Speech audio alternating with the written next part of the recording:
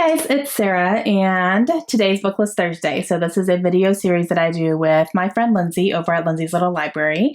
And every Thursday we bring you some sort of list or topic that we feel like talking about for the week.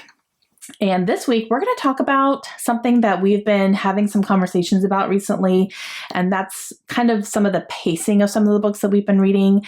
And we talked about, books that were a little bit slower paced, but totally worth the read.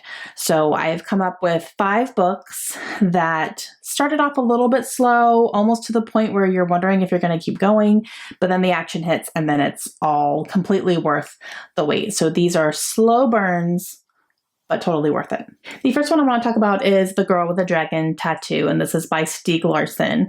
And this is a trilogy that I have read. I've only read the first trilogy. I haven't read any of the other books that came out after it because those were actually not written by Stieg Larsson. They were written by someone else, but it's still in the same series. So I only read the first 3, and that's all I'm planning to read. And let me tell you,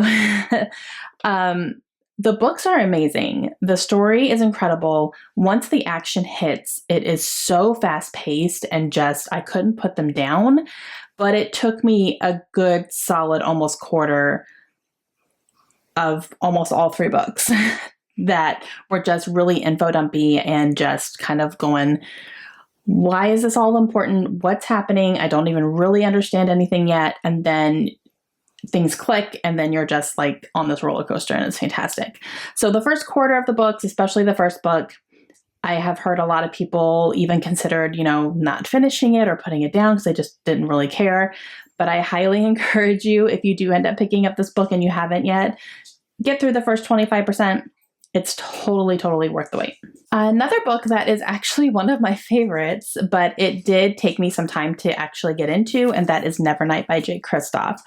I loved this book. It was a 5-star book for me, but it did take me a little bit of time to actually really get into it and really get sucked in.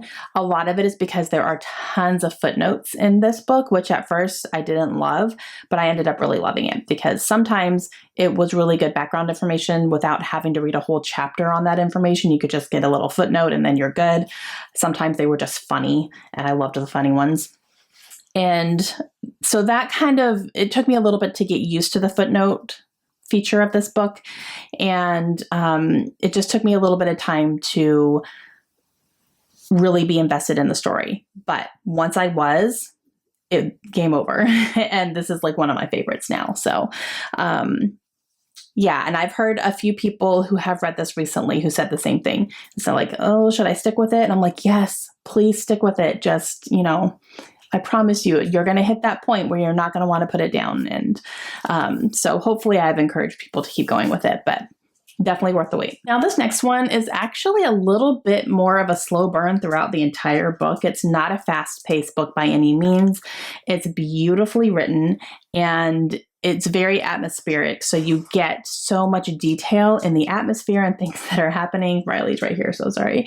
But it's kind of that way throughout. It's like a steady pace throughout the whole thing. There's not really huge action points and blah, blah, blah. It's just kind of like just one fluid, beautiful story. That's The Night Circus. I should tell you what it is, right? By Erin Morgenstern. This is one of the most beautiful books I've ever read. It is just, the writing is so beautiful, and I could easily picture everything that was happening in it. But it wasn't, super fast-paced, high stakes, blah, blah, blah. I mean, there were high stakes in it for sure, but it wasn't something that was just, keeps you on the edge of your seat type thing. It was just consistently a beautiful story that was being told. So slow burn, but loved it. And another one that's kind of the same thing. The writing is absolutely stunning, and it did, it had peaks and valleys and stuff, but a little bit more than The Night Circus. But that is Strange the Dreamer by Laini Taylor. So this was very consistently a beautifully told story, and you're following this character Laszlo, and he's on his journey, and so you're following them going on the journey, and you're learning about things along the way. And so it's very much that. A lot of that is in here. There's a whole sequence on dreams and things that are happening in people's dreams, which is, it was just so beautiful. And I think the dreaming aspect of it was my favorite part of it. I just loved those scenes where they were, physically present in people's dreams, and it was gorgeous. So, but again, not straight off the bat, jumping right into the action type of thing. There is action scenes in here, definitely. Definitely some thrilling things, but it took a little bit to get there. And the last one I have to talk about is a book that I'm actually currently reading, Lord of the Rings by J.R.R. Tolkien. Oh my goodness, is this a slow book? But it's enjoyable. I'm enjoying it. I don't have to explain what Lord of the Rings is. You guys know what it is. But basically, I'm almost halfway through the first book and they are barely out of the Shire. So that's a little bit how slow it's going. But the details are important. And, you're reading them, and I have seen these movies. It's been a very long time since I've seen any of the movies. So this is still kind of not new to me, but I'm forgetting a lot of things. And we already met a couple characters that I'm like, I think that person makes an appearance later on. So this is important. So I think it's really, really well crafted and well written. It's just a very slow burn, but in the end will definitely be worth it. Okay, guys, that is it for me today. Those are a few books that have been a little bit slower to get to, or a little bit slowly paced, but are really worth the reads. And some of these are my absolute favorites. So make sure you go check out Lindsay's video today. I'm really interested to see what she's going to talk about. And let me know down below if you guys have some slower paced or slow burn books that you thought was really worth the wait when you were done with it. I want to know what those are down below. And we will see you again soon. Hope you have a great day. Bye.